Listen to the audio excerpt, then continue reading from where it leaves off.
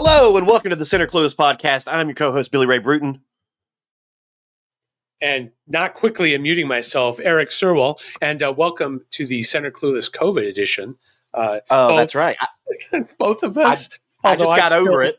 Yeah, I'm still positive and actually tested right after our episode last week and found that I was infected with this garbage for the first time on my part. And your part, I think it was the third time, right? Fourth time. Even better. Fourth time. Oh, boy. We're all living with it now. Oh, boy. Yeah, and I've been testing negative since Thursday morning, Nice. but I am still feeling consequences. I had a nosebleed this morning, which I was contending with up until we started recording. And especially those of you listening on Apple Podcasts, I'm sure you're going to hear every mucusy inhale and exhale, and I apologize for that today. Oh, boy. Thanks, Fauci. Thanks, Fauci. It's been a COVID-filled week for me and Erik, but we're still in good spirits. It didn't take us down, not this time. But who knows? There are mutations every day. We'll both be COVID dead in 6 months. No, we will not. The mutations weaken it, as always, and forever. Not if it's a Wolverine mutation, and then he's the toughest of the X-Men. Always the toughest. We're recording this a day later than usual. Usually we do this on Sunday mornings. We're recording this on Monday morning because Billy Ray's life is a dumpster fire. And I happen to be on vacation this week from my normal job. So, yeah. Thanks, Fauci. And I meant that in a good way. Thanks, Fauci. Thanks, Fauci has become like the new Roll Tide. You can use it in so many different ways. Like, thanks, Fauci, or thanks, Fauci, or thanks, Fauci. Like, there's so many connotations, but that we're not here to talk about renowned Dr. Anthony Fauci. We have other news to discuss, and it's actually been, the last few weeks have been pretty low-key weeks, right? This is anything but a low-key week, and we're going to start off with what I consider the most entertaining topic, which is a recap of the Republican primary debates, which was the gift and the gif that keeps on giving. And I mean, I think we all had expectations leading into the debate, and every candidate had something they needed to accomplish, right? Every candidate went into that debate and thinking, like, if nothing else, I have to accomplish this. And with the exception of like one or two people, I don't know that anybody accomplished anything except making themselves seem unelectable. Yeah, and the other thing is I realize and I know that this is just this thing that people do where they remember the old times, is somehow better. Old man Surwill up in here. I found myself pining for the older Republican debates, the boring, just rehash of Christian-tinged platitudes of the old days. That instead now we get Vivek Ramaswamy wiggling his fucking fingers in one of the. It's just, I found it to be childish. Look, some people stood out in my mind. Haley. We'll talk. Yeah, we're going to go individually through them. The overall lack of seriousness that exists within that space now is just it's kind of saddening to me. But whatever. Yeah, I mean, I think back to like even the Obama-Romney debates. They were substantive. Yeah, like. They're talking about real issues. And I know people are saying this is the primary. It's all about personality. The presidential is when we get into substantive debates. No, not necessarily. Think about the last couple Trump debates. Those weren't substance. Like no one was talking about actual policy issues. No one was talking about actual things that matter and exist in the world. Right. Like no one was. Like everybody, it was like the cult of personality. It was everybody just like saying the most ridiculous things they could say to appeal to whatever base they're trying to appeal to. And the only losers in the debate were us for watching it. Right. Or anybody that did watch it. And then, watching some of the subsequent reviews, like I can't remember who Tim Scott was on with, but they were talking with Tim Scott and they're just going off about how he got 5 minutes less than, and it's just like that thing too. Yeah. Where you got the time min-maxers out there spelling out how much time each person got. What does that mean? Are they losers or winners? It's just crazy. Yeah. Well, so let's start. We're going to go through all of the candidates pretty quickly, but let's go through it now. Let's start off with, the front runner, according to that debate, which was Ron DeSantis, Really? governor. Who's got him as the? Oh, you mean the supposed front renter? Yeah. Okay. Front runner, Besides Trump, yeah, then he's polling behind him, or at least was. Well, yeah. Still is, but not to the same degree. So Ron DeSantis needed to do more than any other candidate on that stage. For starters, he needed to make himself likable. He needed to actually talk about what differentiates his policies from Trump's. Yeah. He had a lot that he needed to do and failed miserably on all fronts.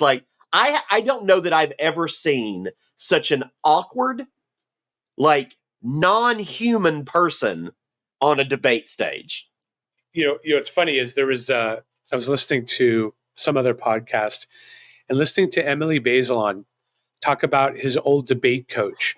Used to write on top of his debates, "Be likable" or just likable, or and it's like that gift that I sent you was terrible. It's everywhere. Yeah, it's just what are you doing? He should just be rough, Sorry, go ahead. No, that look he gives is so hilarious, and it's now being, of course, posted and memed everywhere, as it rightfully should be, because what it shows you is this motherfucker is as disingenuous and as fake as they come, just absolutely is. He is not presidential in any way, shape, or form. Just think about what he was literally talking about doing on a debate stage, talking about sending United States military into Mexico to kill cartel members. Well, for starters, that's a violation of Mexico's sovereignty. Yeah. And that could start a war. I mean, that's the kind of thing that starts war. And it's the hubris of that, where he's and I'm not saying he said this directly. I'm saying that it's implied in in the hubris of him staying, the way that he did it, that he didn't care if a war would start. No. Right. No. It's just he's out of his mind. I think that's broken his brain. That particular issue has broken his brain. And you notice he's conveniently dumped the whole Disney dispute. Yeah. He's not talking about it. Meanwhile, he's going to be talking about it for a long time. It's going to be, as long as those lawsuits are in his state, he's going to be talking about it. So, yeah. I actually think he actually did damage to himself on a gubernatorial level, to be honest. Oh, no, I do. Well, I think this whole farcical idea of him being the most popular politician in Florida and all this, Florida's fickle, motherfucker. They'll turn on you in an instant. And I think they're going to as well. He had a really miserable debate. I can't think of one good thing that came out of it for him, frankly. So moving on to your former buddy, Tim Scott, who might have had, in my mind, the least presence in all of the debate, because I remember next to nothing he said. Right. I don't remember anything. He was such a non-factor. And there was nothing he said that was original. And he also came across as fake as shit. I mean, I hate it. What is it that gets... So look, before that guy had any juice at all, he was great. Something happens to a lot of these candidates when they start to get a little traction. Yeah. Someone swoops in and applies some framework or something, and if they listen, it destroys them. Yeah. Kamala Harris, I think, has had this happen to her, where she's had handlers get to her that stopped her from being what made her popular. Maybe so. I think that what happens is many of these consultants are attempting to stop their particular candidate from getting a hard ceiling, right, on popularity. That's what they're doing. They're trying to, the second they see trends upwards, they try to stop that hard ceiling from showing up and being put in place. And in this case, it burned Kamala Harris, and you see it currently burning Tim Scott, burning many of the people on that stage, by the way, but Tim Scott most of all. Yeah, I mean, it was he might as well not be a candidate as far as I'm concerned. I mean, no offense to the guy, but like he just made no impact whatsoever. Like if this was like a Geiger counter, it would never Yeah, pop up. he wasn't ticking, right? Like he should move on. I agree. And I think the next time he makes an attempt for some other office, he stops listening to consultants. And just Agreed. rolls And it. then so that moves us on to who I think frankly came out best in the debate, who in my mind won the debate, and who was the only person up there actually appealing to moderate voters. And that's Nikki Haley. Right. And I had low expectations of Nikki Haley going into that debate, and I thought she crushed it. Like she had, I mean, for a Republican, she had great answers. She gave a genuine, I think, honest answer for her on the abortion debate. Yeah. And like she was seemed like she made herself seem like the only adult on a stage full of children. Yeah, and I'll tell you what was interesting for me at least is she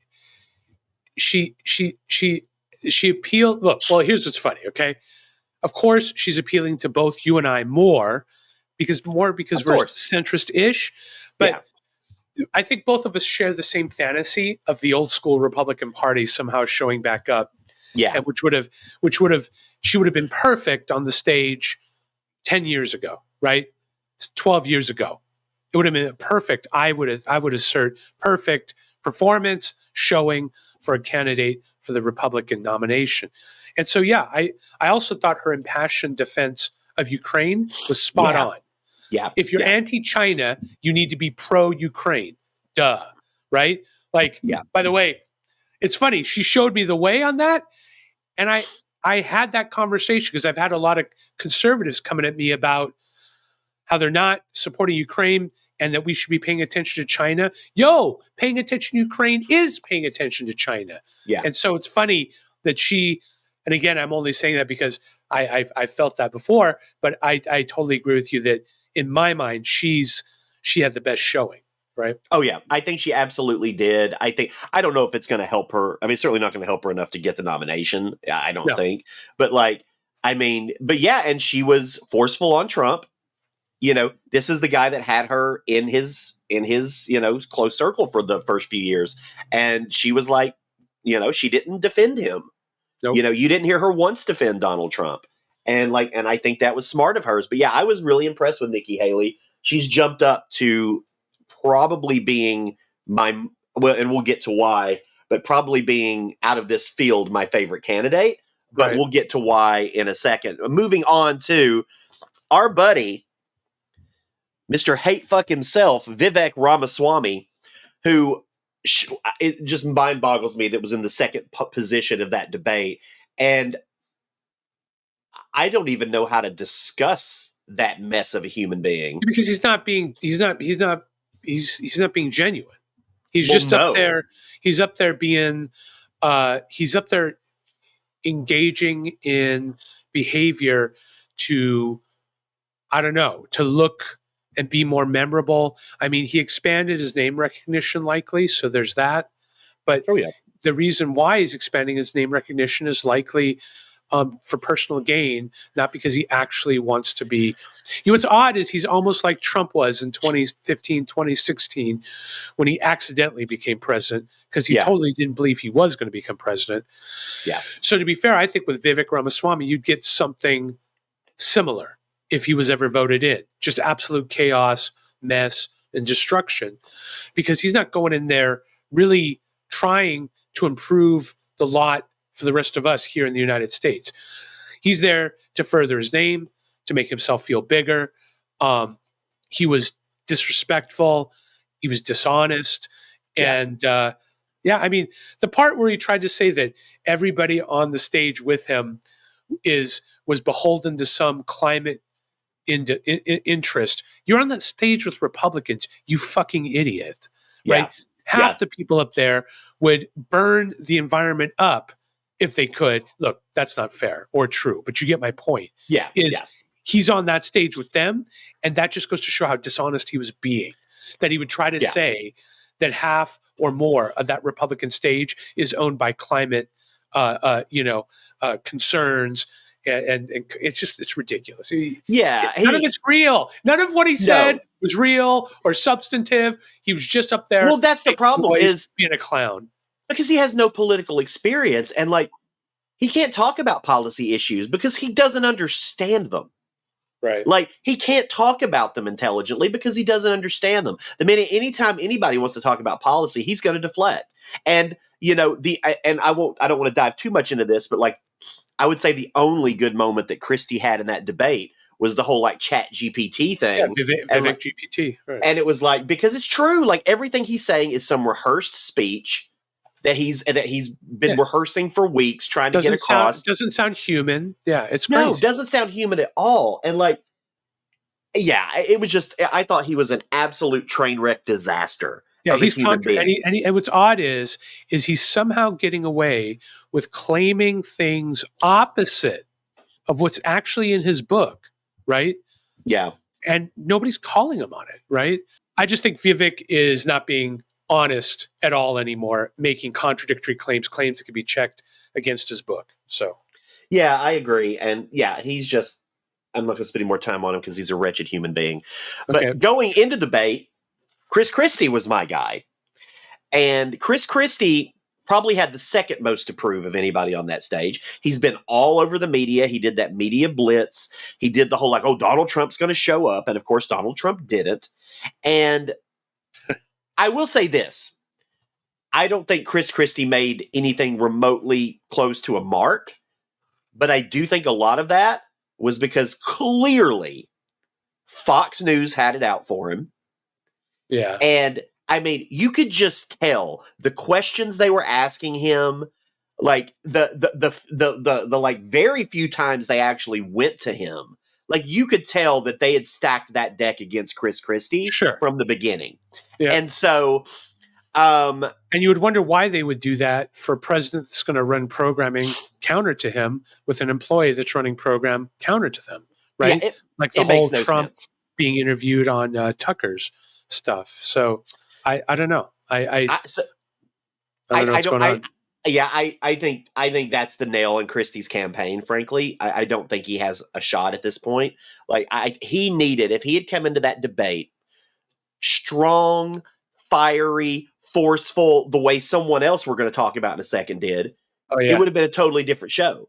Because I've seen Chris Christie manhandle people on stage, and he was timid, and he went after a couple of people a couple of times. But like the audience was fucking booing the dude. Not that we were. That's shocking, right? To me, I think that's what threw him off. Was just like how the much audience was legit booing him, and he is now. I think I read the most unfavorable Republican in the Republican Party. Right. I mean, he's over with in the Republican Party, and at least for now, right? Yeah. But in 10 years, how old's the guy? I mean, I don't know. How old is he now? 60s? Something like that, yeah. Yeah, so he isn't. He's no longer going to be in a politically expedient position to try to gain office on a national scale ever again, because of his stance on Trump and because of the Republican electorate stance on Trump being so opposite his. Yeah, it was a shame because I think Christie had potential, and I think he had been like building up over the last few weeks to really deliver, and he didn't. He just failed. It was all build up and no execution. Right. And that's a bummer. Moving on to Doug Burgum. I don't even remember. Who got more speaking time than Chris Christie? I still don't remember what he had to say. The second lowest polling person got more speaking time than Chris Christie. If that doesn't tell you what Fox News' agenda was, like Doug Burgum was maybe the least memorable person on that stage, the North Carolina or North Dakota governor. He wasn't awful. He was just bland and unmemorable. He didn't say anything that was different than what other people were saying. Totally safe, right? Yeah. And so I think that's enough with that. And I think we're going to go also very quickly through the next person, Asa Hutchinson, former governor, who had a little bit more to say than Burgum, but not too much. He definitely presented himself as a not crazy Republican, even though his track record would suggest opposite. Yeah, that he is. But he tried to present himself as a slightly more moderate in certain areas. And especially when it came to being against Trump. And I'm like, well, okay, but you turned your state into like a Republican hellhole with all of your whacked out policies. So like, you're not going to come across as a moderate, my dude. Not going to happen. Yeah. So finally, I would say the third person who had the most to gain or proved in this debate, who I think proved it, is Mike Pence. And I gotta say, like, I'm not a Mike Pence fan, never have been, but he really commanded that stage. He was eloquent. Like, he didn't let anybody get one over on him. Like, he made sure to answer everything that was said about him. And he managed to do something which I think is kind of brilliant, which is he managed to make himself both pro-Trump, but then also get the credit for stopping Trump from being like, he managed to have his cake and eat it too. Right. And I also think that he's never been bad in a debate. Like, he was good in his debate with. Oh no, he's a good speaker. He's a good speaker. And so I think people forgot about it. I think that he benefits from the reality of having had to face his possible death when he knew he was being hung out to dry on January 6th. I mean, he was stuck down there. Yeah, he was stuck in a garage, and if some rabid group of people had shown up and murdered him there, right? Yeah, he would have been the reason and the excuse for a delay in the election. And so I think that you got a guy that's seen the beast from the inside. He was, Trump's. He had to sit in the room with Trump being a crazy person, so he knows what we're up against. And I think he let that show. It's odd and insane that one of the most authentic people on the stage was fucking Mike Pence, dude. I know, but like, and didn't let anybody on. Like, he went after Vivek immediately. He didn't skip a beat, and he was at him the whole night too. And he had a couple of really great. I mean, he managed to really make Vivek seem like an inexperienced child in certain areas. He struck a position that made Vivek stick out, as a douchebag. And again, and let me just say, his pro-Ukraine stance was forceful. Yep.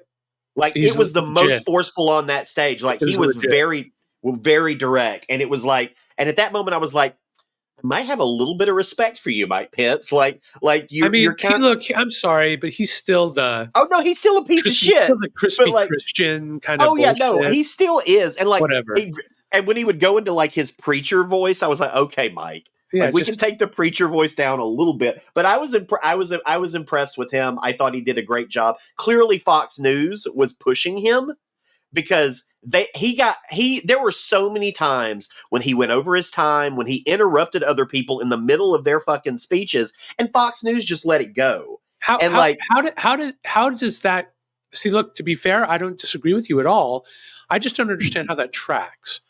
Like, is he really the Fox darling, or do you think that Nikki Haley got some of that juice too? Oh, she definitely got some of that juice. I would say the candidates that got that juice were Nikki Haley, Mike Pence, and maybe you can make the argument Doug Burgum to a smaller degree. Right, they platformed him more than he should. Oh, absolutely. But because Fox is trying, as you look, like, trying to move slightly more, not quite so far right.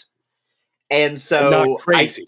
I think they think those are their chances at that would be Pence. And, I don't know. I mean, the thing about Pence is like, he's a wild card to some degree. Like, him, he's a public official, where his values are.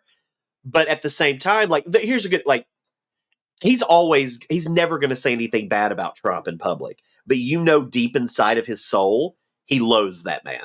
Of course. Yeah. Because not only because the man tried to kill him, but because Mike Pence definitely, whether he is or not in real life, I don't know. I suspect he probably is to a degree. At least his version of morality presents himself to be a moral man with integrity. Trump is all the opposite of all of that. No, he is anti everything Pence. He's anti everything Pence stands for. I think Pence is legit, and I think you're exactly right. Trump, he sees Trump and he judges Trump. He does.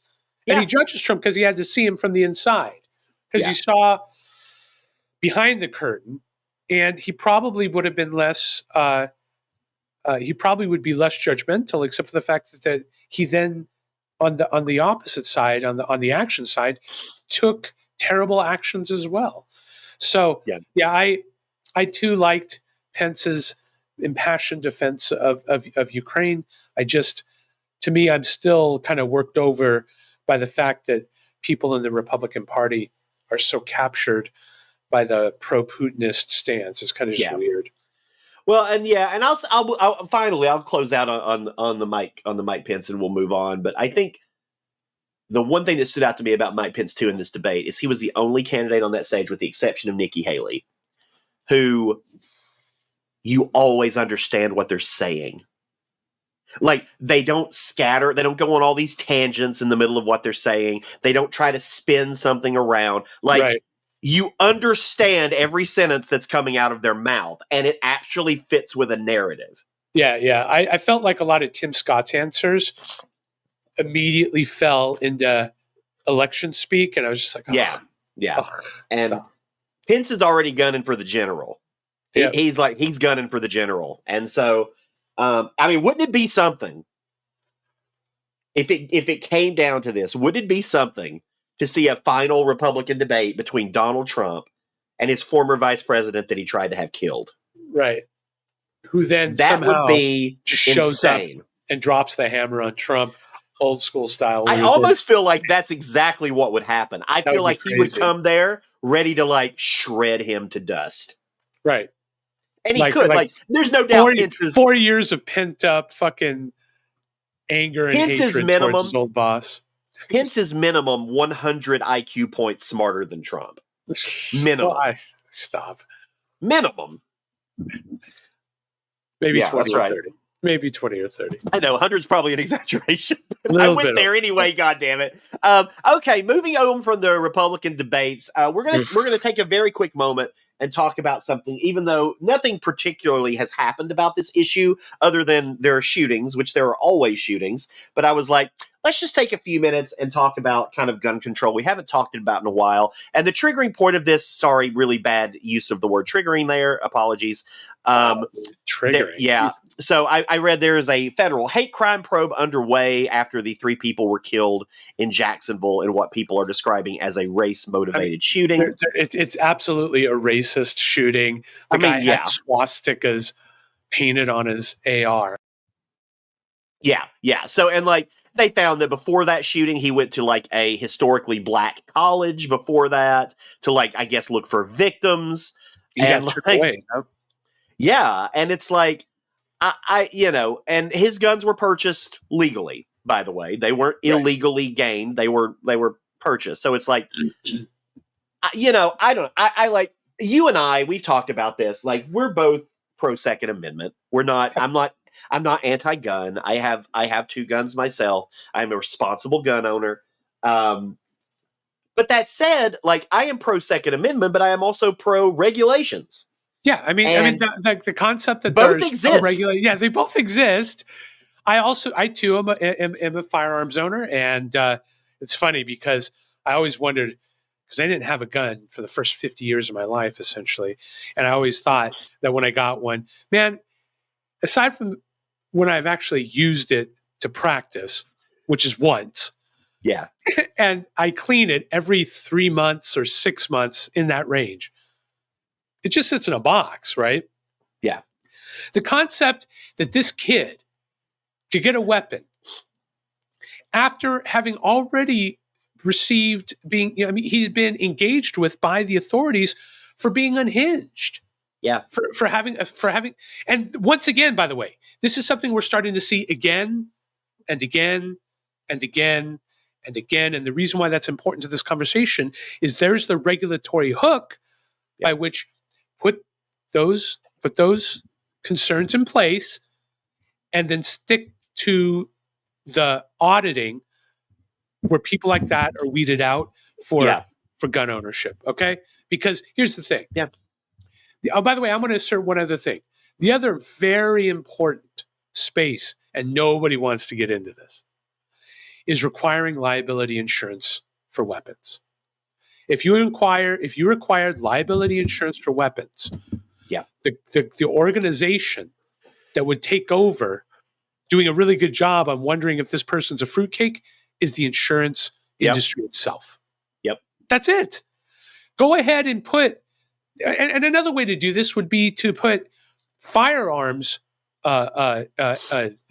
suppliers into the same position that alcohol suppliers are. That being, vet your client, vet your customer, or be liable for their actions. These things are right there for us to have. Those of us who are law-abiding citizens would still have weapons. To be fair, I'm even a shell issue guy when it comes to concealed carry in various counties across the United States. I believe in the right to conceal carry with proper licensing and background checks. That being said, do the work. That's the only way that we're going to retain this essential right, I think, under the Constitution. Is this. Well, we finally found an area where we disagree on this topic, because I am not a concealed carry proponent. I don't think it's not something I agree with. I think when you have a weapon and you own a weapon like I do, right? Yep. Like, I have a lot of friends who are very uncomfortable around guns for a multitude of reasons. Some of it is from actual personal experience. Some of it is just from they just don't like guns, right? And so I feel an obligation if someone comes into my home to let them know that I have a firearm. And I've always done this. I've done it for years. I let them know, hey, just so you know, I do have a weapon here. It is hidden, blah, blah, blah. And no one has ever left my home because of it. But I do know that people have been uncomfortable because of it, particularly in my car, because I do keep a pistol under my seat. So that's semi-concealed, right? Well, yeah, but I'm not. Well, I'm talking about out in public, right? You keep your shit under the seat? Damn. I'm talking about out in public. Like, I'm like, when you are, one thing that we should have a right to in this country, I think, is the ability to be out in public and not feel endangered. Right. At least not in an abject way. I would agree. And if someone is terrified of guns, if they have personal experience with guns, and some fucking cowboy comes walking down the street with a fucking pistol shoved in there, which, concealed carry means different things in different states, right? Like, right. A lot of states, it has to be hidden. In some states, those, like, you go to Florida, motherfuckers are just having it in their fucking holster. But that's generally termed open carry, right? Yeah, but I'm against open and concealed carry like that out in public. I just think, if you want to have it at home for protection, if you want to go and hunt, you want to do all these things, that's fine. But, like, don't just be walking in fucking Target with a fucking pistol in your fucking belt, you dumbass. Well, I mean, I don't disagree with you, and nor do I, by the way, conceal or open carry. Me either. By the way, I also don't keep it under the front seat of my car. So absolutely, I do. I go on a lot of road trips. I'm not judging you. Hold on, I'm not judging you, buddy. And I'll tell you, when I'm on road trips and I check into the hotel, that gun goes from under the seat into my bag into the hotel room. Yeah, so I get that. By the way, I get it. I guess what I'm trying to say is that even in that space, I totally disagree with you. I think that we should be able to license and allow those who are responsible to do these things.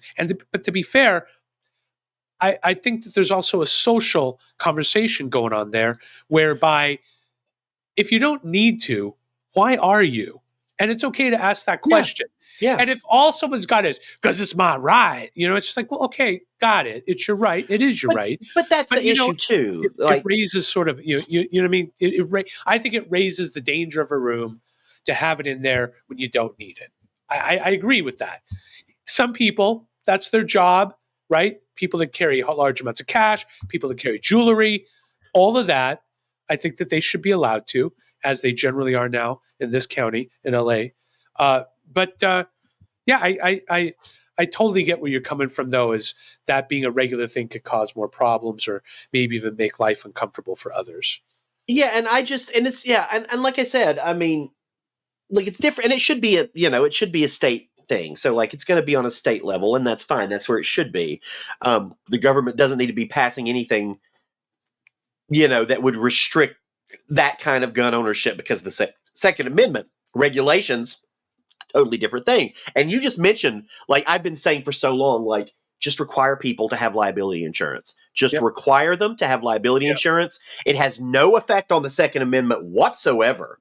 You have It the just right. adds a cost. You know what it does? It adds a cost to people that are gun owners, and it makes them upset. You know what I Well, mean? look, it doesn't say you have the right to bear arms for no cost. That's true. That's not in the Second Amendment. No, You that's have to true. buy. You have to buy a gun anyway. That's already a cost. Like, so you got to pay another X amount of money on liability insurance. Boo hoo! If you want a gun, that's what you got to do. Right. Or, by the way, engage in concepts of strict liability and make that strict liability on the homeowner where the gun is stored. Yeah. Because this gets us around all of the little weirdos who are staying in their parents' houses with weapons, fingering them while they fantasize about going to kill 3 black people in a fucking dollar store, really because they couldn't get into the college where they could do more terror and bullshit. Also, let's just be clear. If you have been previously harboring one of these nut bars, okay? And I'm talking to the families of these nut bars. It is your fault that they did what they did. I know that there's a lot of people out there that may not agree with me on that. And okay, I get that. But all of them were being harbored because they were too much of a fuck up to run their own life. Yeah. So they were being harbored. They were being cared for. They were being held in their little nest with their little gunny poos before they went out in the basement, hanging out on 4chan. Get the fuck out of here, 4chan, 8chan. It's just ridiculous. The gooey doughboy looking motherfucker rolling out of there. And then when you see the video of him of his sort of murders, right? Yeah. It's awkward. It's just terrible. You could tell this is just a fucked up individual who, for some stupid reason, who was, by the way, that virulent racism, there's something going on there. That amount of racism, that amount of hate, there's something broken, permanently broken there. And if you're getting sucked in by that, it's because you're weak. It's because your brain is underpowered. And if your family's harboring you like that, they should be liable for your actions. His parents should be sued into the fucking next planet. And guess what would happen? Again, because of liability, these people would stop being protected and they would stop getting weapons. And I assert that we'd see less shootings like this. And shockingly, I don't disagree with you there. So we're going to take a quick break. We're going to come back with more Clueless nonsense. So stick around. We'll be right back.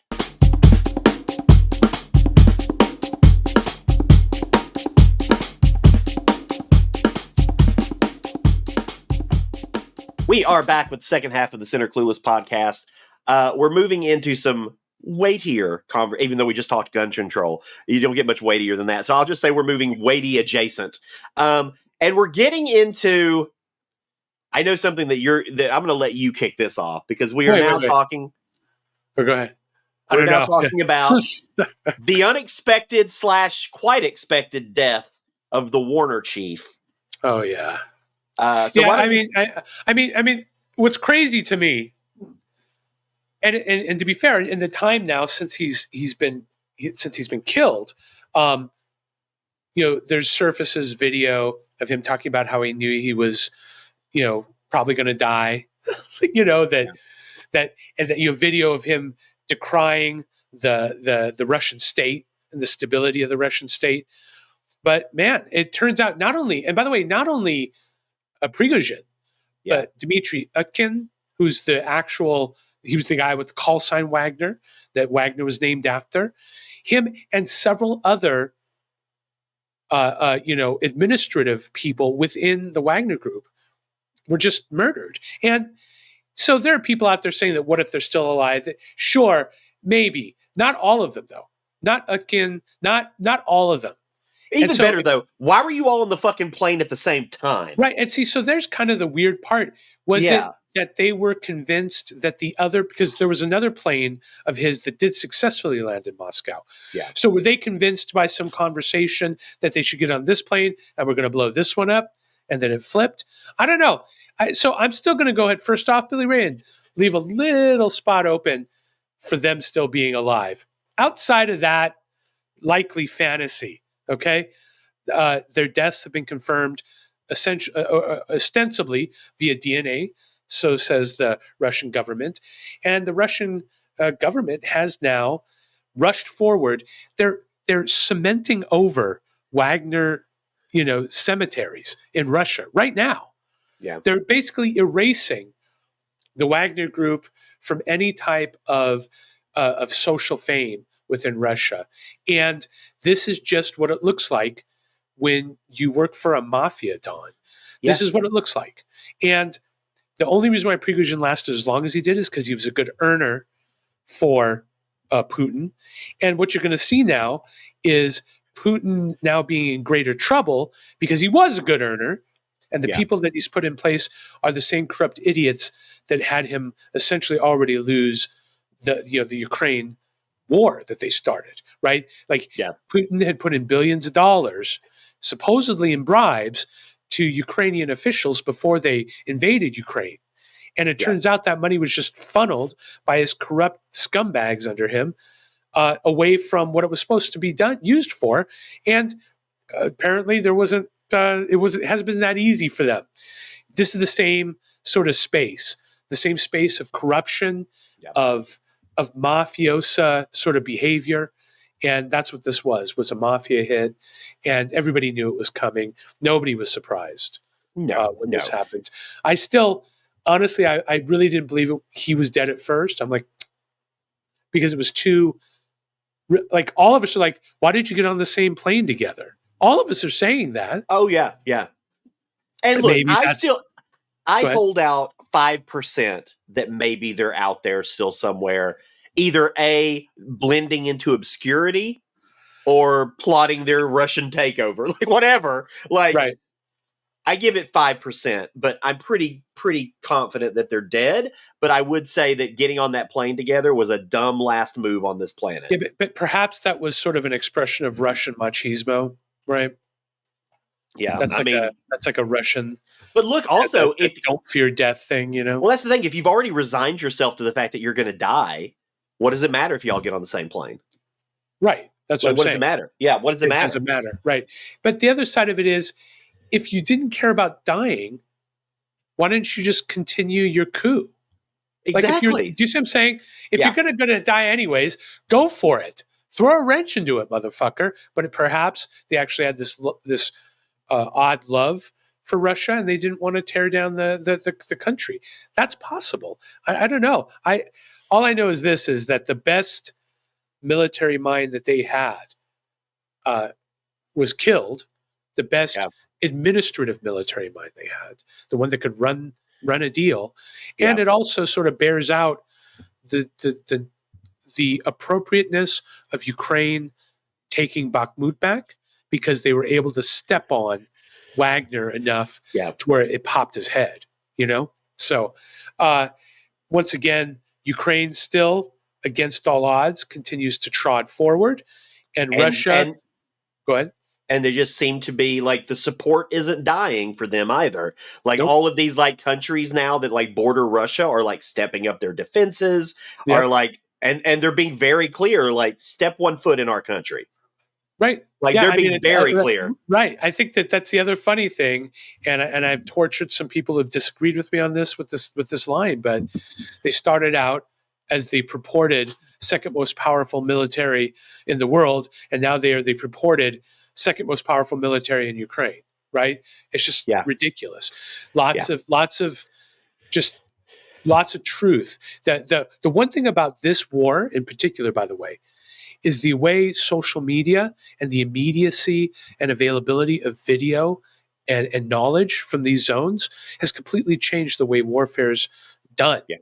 And this is no different. And it's crazy. This guy was doing dispatches on Telegram from the front lines, dropping knowledge. And this gave him a position in Russia now that I think Russia thinks they're going to erase him, and they're not. That's the other interesting thing here. He's not going to disappear, this guy. Yeah, I mean, it just seems like the shoe keeps dropping further and further down on Putin. Yeah. And at some point, something's got to break.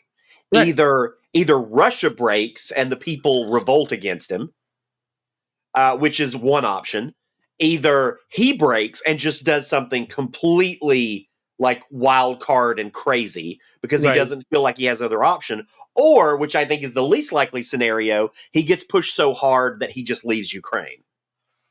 Yeah, that's not going to happen. I know, But like that's the I least. don't think that'll happen. But I do think that what you got right now is you got, I mean, the BRICS. So there was this economic thing that just went on in South Africa.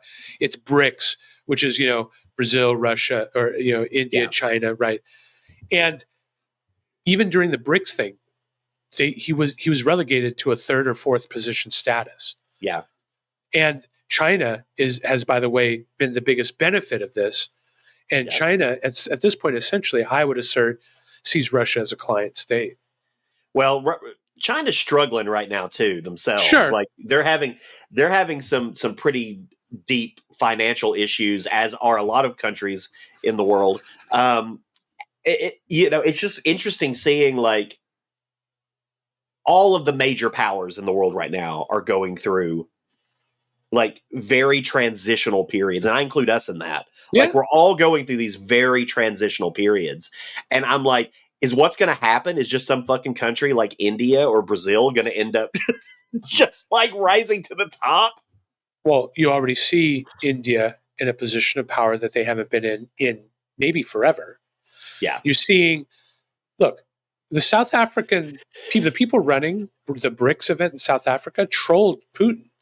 Like they played his teleprompter's voice instead of his voice during his address. And then when he's done, Cyril, whatever the fuck his last name is, the president, says, well, now that we've heard from Mr. Putin, let's get down to real business. Like, Yeah. just talking shit. And so I think you're seeing a huge reshuffling of who's at the top. And I would assert, and I would bet you money at this point, that China is starting to see or look for a way out from this mess with Russia, because it's not putting them in a good position, because it was what was once a very powerful partner in an economic stand against the West has been, I mean, essentially marginalized, and they don't want to be part of that marginalization. I mean, they're being entirely depleted. Yeah, like they're just being depleted from top to bottom. And so what China's going to want is just to turn Russia into a source of raw material. That's what's coming next. Well, I'm sure we'll talk more about this in the coming weeks, especially if it reveals that that group is alive and somewhere in Costa Rica living the high life, sipping on daiquiris, sharing war crime stories. That would, by the way, for me, would be awesome, would be his occasional telegram dispatch as they capture assassin after assassin and like make fun of them, maybe even in person. That would be no. They send postcards where they're drinking with the assassin who they've turned onto their side and is now joined their group, their Costa Rican daiquiri group. That would be awesome. But aside from that, I don't know. I would love to see the Wagner group become the daiquiri group, and it's just all of these guys hanging out, drinking daiquiris, talking about how horrible Putin is. Right. Okay, so moving on to our final topic of the day. Obviously, it wouldn't be an episode if we didn't talk about our old buddy, orange creamsicle himself, Donald John Trump, now once again released on bail from Fulton County, Georgia. The mugshot heard around the world, as it were. Right. And are you starting to sense that he's getting a little nervous? Yeah, you know what? I'm going to tell you something. I think that the best thing that happened last week was not necessarily his indictment, but his 18 co-defendants' indictments. That's the most important thing that happened last week, is all of the idiots around him getting rolled up. That, to me, was the most important thing to happen last week. Honestly, after so there's I don't know if you know who Ken White is, Pope Hat. The guy used to be on Twitter, huge sort of Twitter account. He was a federal prosecutor before. He's actually a RICO specialist, and he absolutely panned that that the indictment itself. He called it sloppy. But I don't even give this. I put this maybe as number 3 in danger for Trump. But all of the people that were indicted with him, they're in much greater material danger themselves. They're all looking at 2, 3, 4 years minimum, right? And that's a lot of time to lose because you decided to stand this idiot. So we'll see how it goes. I hope Ken White's wrong, and I hope that they're able to secure, they're able to secure, some either a guilty plea or a finding of guilty from the juries. But I mean, we'll see, right? I've heard all of this. I still think that Georgia case is pretty strong. I've heard a lot of people talk about it too, but maybe the RICO charge was a little much, but a lot of those charges, I think are very well brought and it's still, I think that is still our best chance to get him behind bars. Right, but I know that Fani Willis has been able to successfully prosecute these. Especially, she's prosecuting a Young Thug right now as well, and that was her first win, I believe, was under the RICO statutes, and that was in the Georgia cheating scandals of a few years back, 2014, I guess it was. But the real game, I think, is I think that look, Trump changed lawyers. Can't remember the guy's name, but Trump changed lawyers to a local Georgia, lawyer who knows how to fight Fani in this arena. So I kind of think, and I was actually surprised that he took it. The guy's name is Steve Sadow. That guy knows the law in Georgia. He's done a lot of successful defenses of people in Georgia.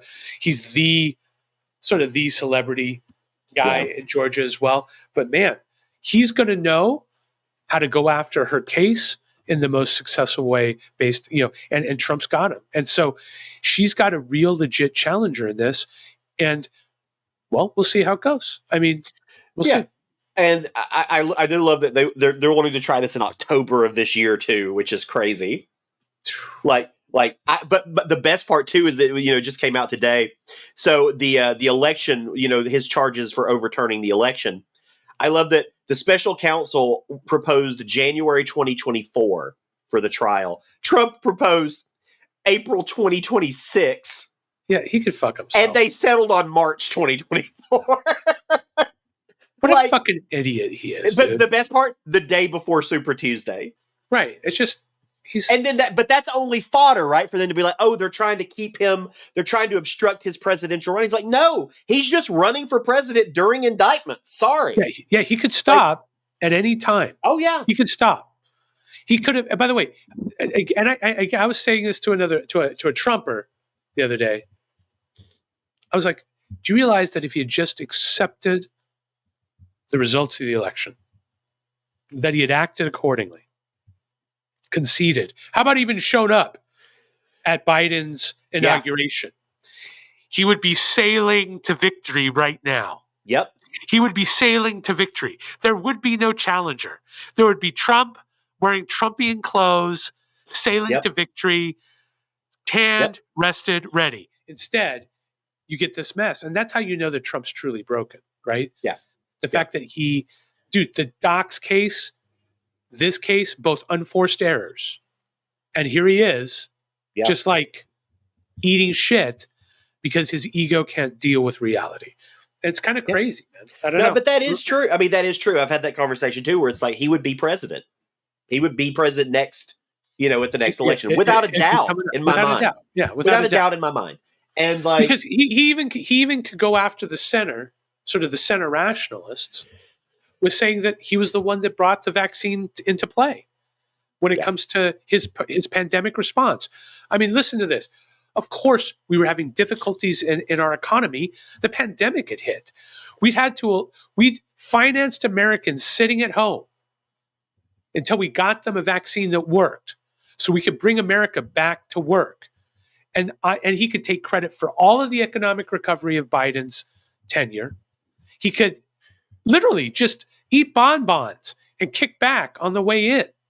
But instead, you got this mess, and he's the architect of it. He is the architect of his own demise, as we all are, I assert. I just love that some of his defenses, is like, well, if you believe the election was stolen, you're allowed to believe that. And like, if he really believed the election is stolen, everything he was doing was like, I'm like, you're allowed to believe the election is stolen to a degree.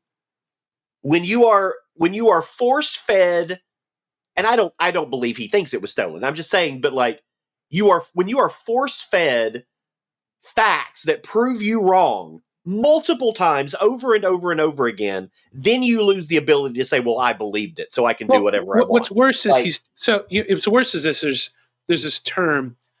The term is kayfabe. It's like, that sort of semi-realism of wrestling, right?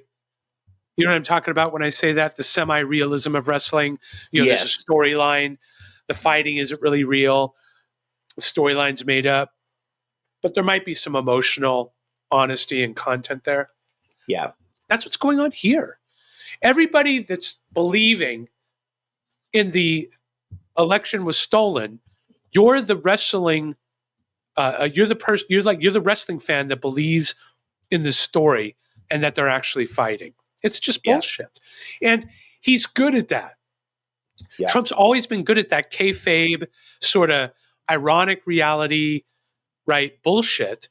And this is just him playing that out. And it's kind of like, and you know that that's what's going on, because when you saw Vivek in the, playing that sort of same game, right? Oh, yeah. Saying shit that he knows is true, that people in the audience may know isn't true, but we're going to go ahead and cheer and jeer according to the storyline. And I think he is pushing for a vice president nod. That is entirely, in my mind, what he's pushing for now. Is pushing to be Trump's running mate. Right, and Trump is still saying nice things about him. Oh, I think it's very likely. I think it's very likely that Trump chooses him. I think, which is crazy to me, because it doesn't get Trump votes outside of his base, which is the problem. Like, he needs a running mate who can actually appeal to moderates. Vivek Ramaswamy can't appeal to moderates. Like, he appeals to farther right voices than Trump does. Right. And like, so it's odd. I mean, like, even though I think it's a possibility, I'm like, if you're Trump, that would be a terrible choice in order to try to win a general election. Right. But Ramaswamy's kind of like a bullshit artist, right? And I think it was Ramaswamy was on Chuck Todd, and Chuck Todd called him on it. He said, because Ramaswamy took this position that Pence should have somehow restructured the elections or something in an opportunity, some bullshit, right? Something that's just ridiculous. And then Chuck Todd reminds him that in his book, Ramaswamy says he doesn't believe, and that he doesn't believe that the election was stolen. He believes that most Republicans don't believe that. And so that's how you know that this is just, again, this is kayfabe. This is a wrestling story. Like, it's professional wrestling. And it's like, this is what I want gone from the Republican Party, is the professional wrestling part of it. And that's, I think, part of the reason why this is so popular. Motherfuckers will point to me. Tens of thousands of people show. Well, yeah, but tens of thousands of people show up for professional wrestling. Doesn't mean it's real. Just means they're there to participate. And it's kind of crazy. You know what I mean? And people wouldn't call wrestling fans. So when you say MAGA fans, it's like saying wrestling fans now. Yes, there's a lot of them. Yes, there's some political force and power there, but it ain't hardly anybody in the greater picture. And it's like, who cares what these people think? And fuck you, Vivek, for getting on the horse with fucking Trump on this. Ugh, yeah, it's terrible. Yeah, it's awful. Well, you know what? This is going to be a short Center Clueless episode this week because Erik and I both have COVID, so we're taking a COVID audible, as it were. So it's going to be a special 1 hour episode since we've gone through all of our delightful topics, and I think we did so succinctly. Yeah, and we did well. Although I had that brain fart in the middle that we're going to cut out, and none of you will hear. Yeah, right. Ryan's going to for sure edit out that brain fart. There's no way that I would want to leave that in. Oh, dude, no, you gotta take that. No, shit. I'm gonna give it to him. I'm not gonna make your brain fart stand out. Ryan just informed me that one of my other podcasts, we recorded an episode yesterday, and it's unusable audio. Really? Oh, I'm so sorry. So it was a 3-hour recording that What's unusable about it? it was something to do with StreamYard, the platform that we use. God bless them. And it just, the audio was popping throughout and cutting out on everybody. And so that's going to officially be the first podcast episode I've ever lost because of audio issues. That sucks. And it's a bummer. But you know what? This one didn't have the same clicks. So I think we're going to be fine here, knock on wood. Knock on wood. The Center Clueless podcast is produced by Ryan Verrill. Hi, Ryan. Please visit us at centerclueless.com for more information or find us on the socials at Center Clueless. Please rate and review us on Apple Podcasts and Spotify and tell your friends to tune in. If you have a question, comment, or criticism, email us at centerclueless@gmail.com. And until next time, whether you're left, right, somewhere in the center, or making that horrible face that Ron DeSantis made during the debate that looks like he's both sucking a lemon and sniffing a rotten egg, stay hot, kids. Oh. Ah!